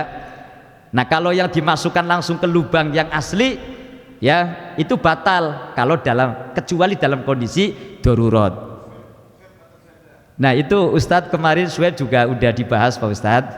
Swab itu kan praktiknya katanya bedanya itu tidak dimasukkan ke dalam langsung, katanya nyedot gitu ya Pak Ustadz. Pada prinsipnya kan sebenarnya ketika benda itu masuk ke lubang, entah itu hidung kita atau telinga kita, pada batas anggota atau anggota tubuh atau kulit yang sudah nggak bisa dilihat, itu kan membatalkan. Tapi kalau masih dari daging yang bisa kita lihat, hanya bendanya sampai di situ kemudian nyedot, itu tidak batal Pak Ustadz. Oh sampai tenggorokan ya Pak Ustadz ya. Iya. Iya, tapi kalau memasuki tenggorokan berarti membatalkan Pak Ustadz. Iya. Kalau yang mamanya nggak sampai ke tenggorokan, sampai ke dalam, berarti tidak membatalkan. Itu prinsip fikihnya, prinsip hukum syariatnya seperti itu. Gitu ya Pak Ustadz ya. Baik. Ya kemarin sempat dibahas, cuman ada Pak Haji yang menjelaskan, katanya kalau yang di hidung itu cuman hanya sedikit di luaran, tapi nyedot begitu. Itu yang tidak batal. Tapi kalau selangnya sampai ke dalam, itu membatalkan. Nah kemudian yang ibu-ibu nih, biasanya ibu-ibu nyicipin makanan gitu, masak asin apa kagak ini, jangan-jangan nanti ya harusnya dikasih asin, ngasihnya gula pasir gitu ya, atau mungkin bumbu yang lain. Nah ini langsung artinya ya Bapak Ibu, disunahkan bagi orang yang berpuasa menjaga diri dari cicipan makanan dan lainnya. Sunahnya itu nggak boleh nyicipin Bu, sunahnya bahkan hukumnya dimakruhkan. Nyicipin makanan itu makruh, nyicipin kan nggak sampai tenggorokan Bapak Ibu ya kan, cuma di lidah. Nah itu hukumnya makruh dan sunahnya jangan dilakukan kan. Nah keterangan lanjutannya tadi alasannya apa kena makruh, karena dikhawatirkan ada sesuatu yang masuk ke dalam tenggorokannya, dan sebaliknya tidak dimakruhkan mencicipi makanan tersebut jika ada hajat, sekalipun ia bersama orang lain yang tidak berpuasa, karena dia tidak mengetahui bagaimana cara memperbaiki masakan tersebut seperti orang yang berpuasa. Kita masak nih Ibu, khawatir wah ini kalau nggak saya cicipin jangan-jangan kebanyakan bumbunya, atau mungkin ada hajat, itu berarti mungkin dia ragu-ragu, atau mungkin ya makan ini harus yang apa namanya, yang standar begitu kan, ada hajat ya Bapak Ibu. Jadi seolah-olah khawatir kalau makanan ini saya nggak saya cicipin nggak enak, nanti jadi bahan omongan orang, jadi jelek. Mungkin maaf seperti pedagang kali ya, seperti orang berdagang nasi padang, warteg dan sebagainya. Lah kalau masakannya nggak enak kan jadi turun pasaran begitu ya. Asal nggak masuk ke tenggorokan Bapak Ibu ya. Kalau sekedar nyicipin nggak sampai tenggorokan, itu hanya sebatas makruh, tidak sampai membatalkan Bapak Ibu. Hadirin, itulah al-muhimmat, hal-hal yang penting yang perlu diperhatikan dalam persoalan puasa, dan tadi sudah ada tentang keutamaan-keutamanya. Nah, sampai di sini barangkali ada 1-2 pertanyaan. Mohon maaf bila nanti ada pertanyaan yang belum bisa saya jawab, nanti saya cari lagi keterangan di kitab-kitab. Kalau ada yang bisa saya jawab, ya saya sampaikan. Silakan Bapak Ibu. Baik, para hadirin, mungkin ada pertanyaan. Oh ya, silakan Pak Haji. Berakhirnya puasa itu waktunya kapan? Mulainya apa Pak Haji? Dimulainya starting puasa dan berakhirnya puasa. Oh iya. Terima kasih. Iya. Baik Pak Haji, terima kasih. Kalau secara teori fikihnya, mulainya puasa ini ketika hilal bulan Sya'ban sudah tenggelam dan masuk bulan Ramadan, itu berarti Ramadan sudah masuk. Ini masalah bulannya ya Pak ya? Atau masalah ini waktu pelaksanaan puasanya? eksekusinya. Eksekusinya. Ya. Nah, eksekusinya itu gini Pak Haji, ketika Fajar Shodiq itu sudah terbit, Fajar Shodiq, makanya kan ada jadwal itu ya Pak, ada imsak, ada buka. Kalau secara teknologi kita sudah tinggal mengikuti hasil daripada kajian Kementerian Agama. Nah, secara keilmuan, secara fikih, ketika sudah muncul Fajar Shodiq, nah jeda antara Fajar Shodiq itu keluar sampai masuk waktu subuh itu nggak lama Bapak Ibu. Nah, jadi pada awalnya sih atau mulainya begitu masuk waktu subuh begitu. Ketika Fajar Shodiq tuntas pun, ketika memang subuh belum masuk, itu masih ada kesempatan untuk sahur begitu. Iya, nama imsak. Sebab ada lagi Bapak Ibu, Pak Ustadz yang memahami gini, kalau masih adzan, adzannya belum selesai, masih boleh makan begitu. Padahal adzan itu justru sudah masuknya waktu subuh, adzan berkumandang, sudah total, kita nggak boleh makan, minum dan sebagainya Bapak Ibu. Namanya kan imsak. Imsak kan bahasa Arab dari kata-kata amsaka yumsiku imsakan. Maknanya menahan, menahan minum, makan, dan menahan hal-hal yang membatalkan puasa. Jadi itu ya Pak Haji. Nah, kalau akhir puasa, hurubu syamsi, ketika matahari itu sudah terbenam, ditandai dengan mega merah yang ada di langit, maka itu sudah masuk maghrib. Makanya kan gini Bapak Ibu, kalau zaman dulu belum ada jam dinding, jam tangan, belum ada pemerintah yang membuat kalender, kan susah.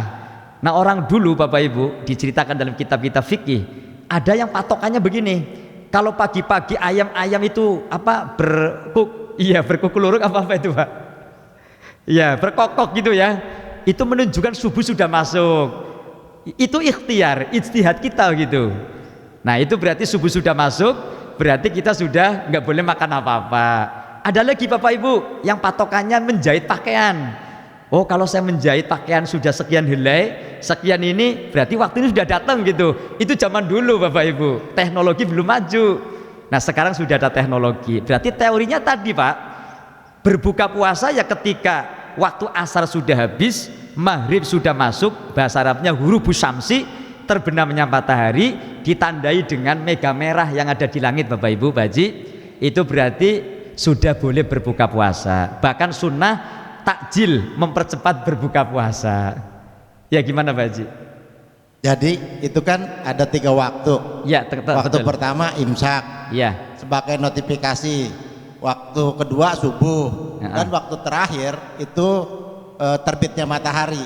iya. Jadi puasa itu dimulai dari mulai terbitnya matahari sampai dengan terbenamnya matahari. Betul, itu masuk dalam definisi Pak Haji. Apa itu puasa? Yang dimaksud puasa adalah menahan makan dan minum dan segala yang membatalkan puasa, dimulai dari masuknya waktu subuh sampai terbenamnya matahari. Ya, betul itu Pak Haji, memang masuk dalam definisi puasa atau takrif daripada puasa. Ya, yang dimaksud seperti itu ya. Gimana Pak Haji? Sudah cukup? Siap, terima kasih. Yang lain Bapak Ibu silakan. Satu lagi Ustaz. Oh, silakan Pak Haji. Ini berkaitan dengan puasa kodok. Oh, kodo ya. Nah, sekarang ini nih, saat ini di injury time, besok kan udah Ramadan. Iya. Tapi kodoknya belum terlunasi dan dilunasi saat sekarang, tapi tiba-tiba dia mendapat halangan head. Apakah bisa dikodok di tahun berikutnya? Iya, iya. Terima kasih. Baik Pak Haji, kemarin sudah sempat saya singgung, ketika kita punya hutang puasa yang wajib mengkodok, selama durasi waktu antara bulan Syawal sampai bulan Sya'ban, ini begini Pak Haji, kalau dia menunda-nunda kodok, masuk pada Ramadan berikutnya dia masih nunda-nunda, maka tahun berikutnya setelah Ramadan wajib berpuasa yang ditinggalkan dan membayar fidyah Pak Haji. Tapi kalau meninggalkan puasa kemudian belum sempat kodok, masih dalam durasi waktu sebelum Ramadan, tiba-tiba sakit, dia nggak mampu, tetap hitungannya wajib puasanya saja Pak Haji, tanpa membayar fidyah, dan itu dilakukan nanti setelah tahun berikutnya. Mungkin kesempatan seperti ini ya Pak Haji ya, ini kan minggu-minggu terakhir gitu. Seperti itu Pak Haji jawabannya. Baik, sama-sama. Ada Ibu silakan. Assalamualaikum warahmatullahi wabarakatuh. Waalaikumsalam warahmatullahi Pak Kiai, wabarakatuh. saya ingin bertanya, di dalam bulan Ramadan itu ada yang dinamakan malam-malam Lailatul Qadar. Iya. Apakah ada tanda-tanda malam Lailatul Qadar itu datang kepada kita? Iya. Apakah di tanggal 23, 21, 25, 27 dan seterusnya? Iya. Tandanya apa Pak Kiai? Saya belum mendapatkan pencerahan Iya. dalam malam Lailatul Qadar ini. Terima kasih. Baik Ibu, terima kasih. Kalau menurut pendapat ulama sebagaimana tadi saya sampaikan, pertama kalau melihat tanggal, ada ulama yang berpendapat kalau kita ingin mendapatkan Lailatul Qadar itu dari malam pertama sampai malam terakhir kita selalu terjaga gitu Ibu. Kita melakukan sholat raweh dan nanti mungkin disambung dengan sholat-sholat sunnah yang lain. Iya pasti dapat Pak Kiai ya, itu pasti dapat karena kan 30 atau 29 kita nggak pernah absen Pak Ustadz ya. Terus yang kedua Ibu, ada ulama yang menjelaskan di malam-malam ganjil ya. Lah soal kepastiannya itu tergantung awal Ramadannya Bu. Maaf saya sih agak lupa. Ada ulama yang berpendapat begini, kalau Ramadannya hari Selasa nanti Lailatul Qadarnya di tanggal sekian. Ini pun maaf sifatnya ijtihad ya Bapak Ibu. Ijtihad itu usahanya ulama. Kalau barang pasti kebenaran mutlak yang punya kan cuman Allah begitu. Nah itu apa namanya di tanggal-tanggal ganjil. Nah kalau tanda-tandanya Bu, memang yang afdol sih kita lebih, kalau memang lebih hati-hati pengen pasti dapat tanggal 1 Ramadan sampai akhir Ramadan kita nggak pernah absen untuk ibadah malam, dimulai dari sholat isya, tarawih dan sampai berikutnya. Lah kalau yang afdol itu yang masyhur tanggal-tanggal ganjil Bapak Ibu, tanggal 21, 23, 25, 27, 29. Nah itu pun di tanggal-tanggal itu tadi ada ulama yang istilah kata itu menjelaskan kalau puasanya hari ini biasanya mulainya di jatuhnya di tanggal sekian. Nah itu pun masih sifatnya ijtihad. Lah kalau tanda-tandanya Bapak Ibu kalau terjadi Lailatul Qadar, pertama keadaan alam jagat raya ini tenang Bapak Ibu. Seolah-olah kok ini keadaan tenang, nggak ada, kan kalau tengah malam itu tidak ada kebisingan, kemudian hati kita tuh seolah-olah itu kayak tenang, angin pun kayak nggak ada gitu, dan langit itu cerah. Itu tanda-tanda yang sifatnya alam begitu Bu. Itu Lailatul Qadar. Itu yang setahu saya seperti itu. Kalau tanggal-tanggalnya memang terjadi perbedaan pendapat, tapi yang umumnya yang masyhur ini di tanggal-tanggal ganjil seperti itu. Gitu ya Bu ya. Ya kalau secara alamiah tadi, jadi suasananya tenang. Ketika ada angin pun bukan angin yang kenceng gitu ya, angin-angin yang sejuk begitu, dan langit itu cerah begitu. Ada lagi Bapak Ibu? Ibu cukup atau ada lagi? Ya baik. Oh ya silakan Pak Ustaz.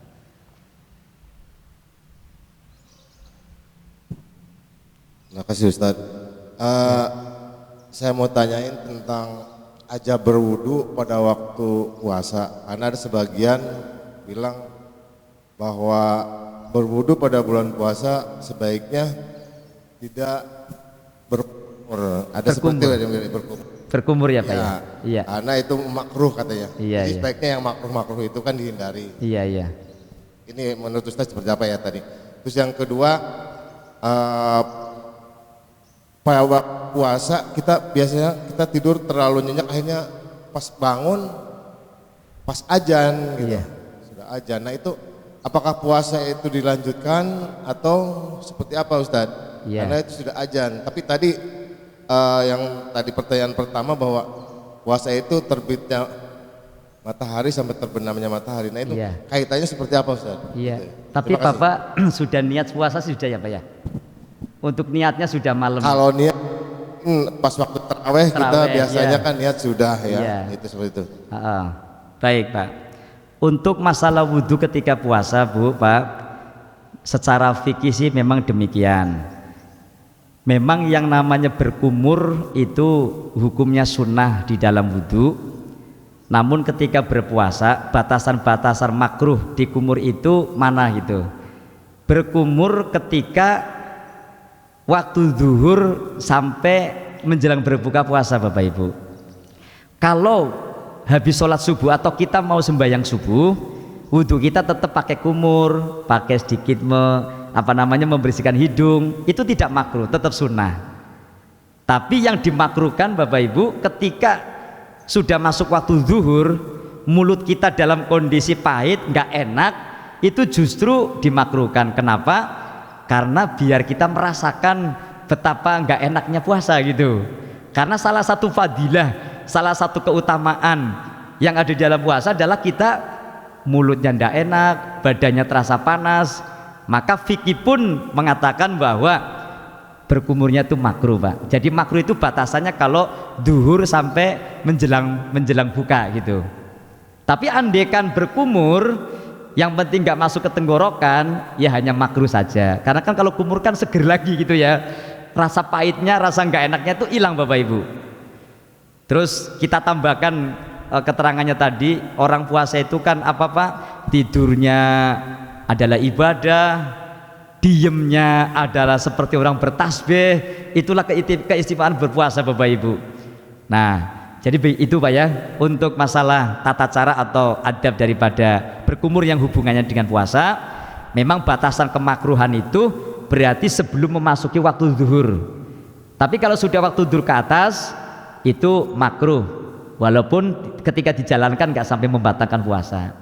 Nah kalau tadi Pak yang kedua tentang terlelap, kita tidur habis sahur umpamanya tidur, bangun-bangun ternyata sudah azan gitu, itu tidak ada masalah Pak ya. Kemarin malah ditanyakan, Pak Ustadz, bagaimana kalau malam orang suami istri berhubungan badan, nah tidur bangun-bangun sudah azan subuh, belum mandi jinabat gitu, tetap puasanya sah dijalankan selama orang itu sudah niat berpuasa di waktu malam. Mandi aja, mandi jinabat, yang penting jaga bagaimana air tidak masuk ke tenggorokan, air tidak masuk ke dalam tubuh. Apalagi yang Bapak tanyakan kan tidak ada hubungannya dengan tadi berhubungan badan dan sebagainya, hanya karena ketidurannya Pak ya. Itu tidak masalah, boleh-boleh saja ya. Cuman sih memang bagusnya ya waktu antara sahur sampai subuh itu yang afdol kita gunakan, apakah untuk zikir, apakah untuk baca Al-Quran. Takutnya malah kalau habis sahur kan biasanya kita perut kenyang malah kebablasan subuhnya begitu. Tapi andaikan terpaksa kebablasan Pak ya, yang penting kita nggak sampai membatalkan puasa, tidak masalah Pak. Yang penting sudah niat. Kalau sahur kan hukumnya sunnah ya, sahur itu sunnah, sahur hukumnya sunnah, dan sunnah pelaksanaannya itu menjelang subuh. Jadi jangan sahur jam 1 malam gitu ya, jam 2 baru jam 9 besok paginya udah lemes begitu. Sunnahnya itu malah menjelang waktu subuh ya, katakanlah jam 4, setengah 4 paling cepet lah. Lah yang namanya sahur itu dimulai dari wasatul lail, jam 12 sampai fajar shodiq namanya sahur. Kalau makannya jam 11 malam, jam 10, jam 11, setengah 12, walaupun malam itu bukan sahur namanya, makan malam namanya. Yang namanya sahur itu jam 12 ke bawah, pertengahan malam Bapak Ibu. Ya mindo. Iya namanya mindo kata Pak Ustadz. Gitu ya Pak Ji ya. Jadi intinya nggak apa-apa gitu Pak. Yang Bapak mengganjal gimana Pak? Iya maksudnya memang nggak melaksanakan oh gitu. Berarti nggak sahur ya Pak ya? Tiduran pas bangun sudah subuh lagi ajan gitu, iya. Udah ajan subuh. Oh iya. Itu seperti apa itu hukumnya? Kalau Bapak nggak sahur, bangun-bangun ternyata udah azan, berarti Bapak langsung puasa. Jadi karena sahur itu bukan rukun dan bukan syarat, bukan kewajiban dalam berpuasa. Yang namanya sahur itu hukumnya sunnah gitu Pak. Hukumnya sunnah. Jadi sunnah puasa. Lah sunnah ketika ditinggalkan tidak sampai membatalkan puasa. Rukunnya itu kan satu niat. Yang kedua al-imsak jami'i kullil muftirat. Yang kedua adalah menahan dari seluruh perkara-perkara yang membatalkan puasa. Itu rukun puasa. Apa diantaranya yang membatalkan puasa? satu, kalau ibu-ibu lagi puasa datang haid, datang nifas, batal, nggak usah diterusin. Ya, terus menyengaja muntah itu juga membatalkan puasa Bapak Ibu. Terus maaf jima di siang hari yang sudah berkali-kali kita jelaskan itu juga batal. Tapi kalau jima di tengah malam tidak masalah. Bukan berarti puasa 1 bulan penuh Bapak Ibu nggak boleh campur, bukan. Ini kan puasa nggak boleh, bukan Pak. Pernah sahabat Umar bertanya, ya Rasul ini puasa, emang itunya juga puasa? Oh ya enggak, puasa kan cuman dari mulai subuh sampai terbenamnya matahari. Malam Bapak Ibu apalagi pengantin baru ya silakan mau berapa ronde mamanya ya, yang penting jangan siang. Kalau siang mah puasanya batal, nanti diganti lagi dengan 2 bulan berturut-turut begitu ya. Walaupun kemarin ada rahasia ya yang cuman kodok tapi nggak usah pakai 2 bulan Bu, tapi ini kan nggak boleh dilakukan, dosa lah gitu ya. Jadi batalinya pakai makanan. Ini pengantin baru yang nggak kuat gitu ya. Habis itu setelah batal dia baru indeho ya begitu. Jadi wajibnya cuman kodok, tapi kan maaf dosa karena yang namanya Ramadan harus dipuasai. Kok menyengaja gitu ya? Itu namanya menyiasati hukum atau merekayasa hukum. Walaupun hukum 2 bulan yang wajib berturut-turut itu ditiadakan. Jadi begitu Pak, meninggalkan puasa itu tidak sampai membatalkan puasa. Jadi kalau Bapak malam sudah niat itu dari mulai waktu maghrib Pak sampai datangnya waktu subuh sampai fajar shodiq ya maaf, itu tempatnya niat. Jadi umpama kita nggak terawih karena kita dalam perjalanan, biasanya kan maaf yang namanya niat kan bukan berarti habis sholat terawih Pak. Itu kan ulama kita ini sengaja membuat tradisi, membuat kebiasaan biar kita nggak lupa niat. Mumpung kumpul di masjid, di musola bareng-bareng niat nawaitu somahudin. Dan maaf kalau niat jangan cuma lisannya doang, hatinya malah yang penting Bapak Ibu. Bapak Ibu habis makan mamanya, habis buka duduk, hatinya ngomong, lisannya nggak ngomong. Saya niat besok mau puasa Ramadan karena Allah, sudah sah itu. Cuman kalau ditambahi berdoa, nawaitu somahudin an adai fardhi syahri ramadhana ya hadisanati lillahi ta'ala, pahalanya double, pahala niatnya, pahala melisankan atau mengucapkannya. Jadi kayak kita sholat Pak, Allahu Akbar, mulutnya ngomong takbir, hatinya itu harus niat Pak, nggak boleh kosong. Niat itu rukun, mahalluha fil qalbi, tempatnya di hati. Jadi ketika Allah itu sambil ngomong Allah, hatinya ngomong, saya niat sholat maghrib berjamaah karena Allah. Kalau lisannya Allah, hatinya kosong, secara syariat sholatnya nggak sah Bapak Ibu, karena itu rukun, nggak boleh ditinggal gitu. Kayak puasa, niat adalah rukun, yang penting hatinya. Jadi kalau dia diem aja hatinya niat, itu sudah sah. Kalau diucapin, dilafalin, sunnah tambah pahala begitu. Baik, jadi meninggalkan sahur hukumnya nggak apa-apa Pak, boleh. Cuman tidak mendapat pahala fadilahnya sahur gitu aja. Nah, puasanya tetap sah, tetap berlangsung seperti biasanya. Ada lagi Bapak Ibu atau sudah cukup? Ya Pak Haji silakan. Tad, ini kembali ke pertanyaan yang tadi. Iya.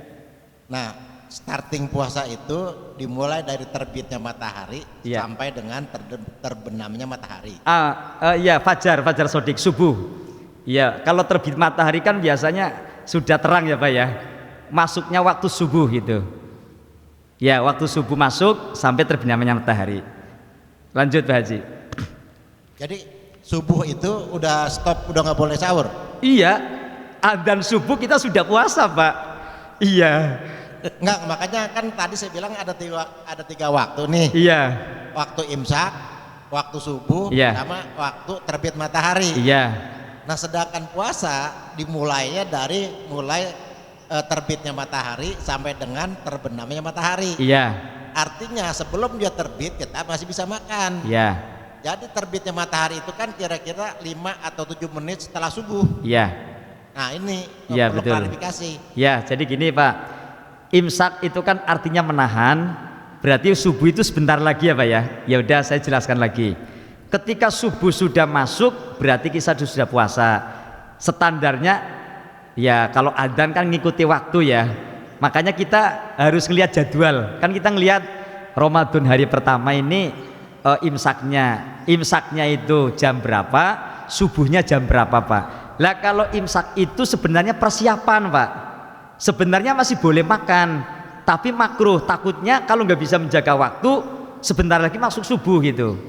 Jadi imsak itu nahan, itu disunahkan, kita udah nggak boleh makan apa-apa, takutnya karena itu jeda waktunya kan sedikit ya Pak ya, walaupun boleh loh Pak.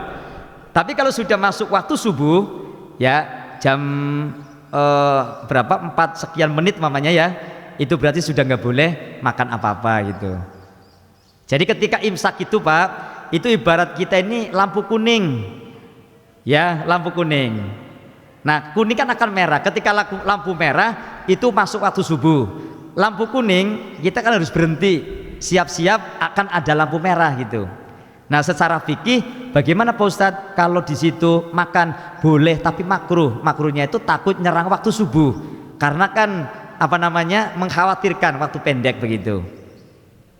Gitu Pak Haji ya? Ya. Ya mungkin cukup ya. Baik Pak Ustadz. Ya terima kasih. Cukup. Alhamdulillah, mudah-mudahan apa yang telah disampaikan oleh guru kita dapat bermanfaat bagi kita semuanya. Amin amin ya rabbal alamin. Amin. Sebelum itu mari kita baca doa. Silakan Pak Kiai dipimpin doanya. Terima kasih Bapak Ibu, kita sudah ngaji taklim bersama-sama. Secara pribadi barangkali baik secara lisan maupun secara sikap, tingkah laku, karena ini besok mau bulan Ramadan, Al-Fakir mohon dimaafkan baik makoliyahnya, haliyahnya Bapak Ibu, dan barangkali ada keterangan-keterangan hukum-hukum syariat yang saya jawab kemudian masih ada khilaf, itu karena kelemahan saya, dan semoga senantiasa mendapat bimbingan Allah Subhanahu wa taala karena kita belajar bersama-sama ya Bapak Ibu. Dan kalau memang itu ada benar, mari kita laksanakan, karena itu adalah tuntunan syariat yang memang sumbernya dari Al-Quran dan Al-Hadis.